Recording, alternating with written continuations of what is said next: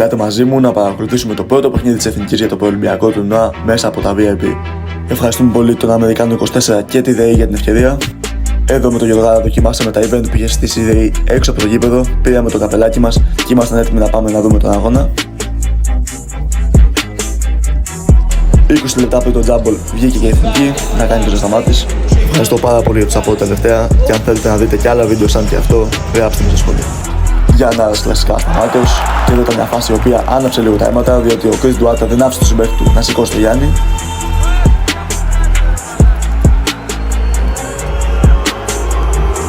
Εδώ ήταν που έκανε την εμφάνισή του και ο Νίκος ο Γκάλης, ο μόνος Έλληνας Hall of Famer.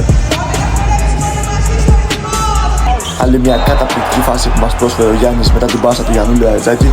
Και εδώ είναι που παίρνει τεχνική ποινή ο Λαρετζάκης, διότι κάτι λέει στον Duarte, μπορείτε να το δείτε ξεκάθαρα στο βίντεο. Μετά ο Γιάννης είχε μια επικίνδυνη πτώση, η οποία πραγματικά πάγωσε όλο το γήπεδο, αλλά ευτυχώς ο Γιάννης ήταν καλά. 41-56 ημίχρονο και μετά μπήκε ο Νίκος ο Γκάλης στο παρκέ και έκανε τα μαγικά του. Επίσης είχε ένα πολύ ωραίο show στο ημίχρονο. Και αφού παρακολουθήσαμε το show, βγήκαμε λίγο έξω να πάρουμε αέρα και να τσιμπήσουμε τίποτα. Ο μπουφές, όπως μπορείτε να δείτε, είχε πραγματικά τα πάντα, λαχανόπιτες, σουβλάκια, μπεργκέρ, τα πάντα. Και αφού φάγαμε, επιστρέψαμε πάλι στο γήπεδο, αργήσαμε 3 λεπτά, δεν πειράζει. Εδώ βλέπουμε τη μάνα του Γιάννη να κάνει την εμφάνισή στο γήπεδο. Γιάννης πραγματικά ασταμάτως, είχε 32 πόντους με 11 στα 11 και η Εθνική επικράτησε με 109-82. Ευχαριστώ για όσους κάτσανε μέχρι το τέλος, τα λέμε στο επόμενο.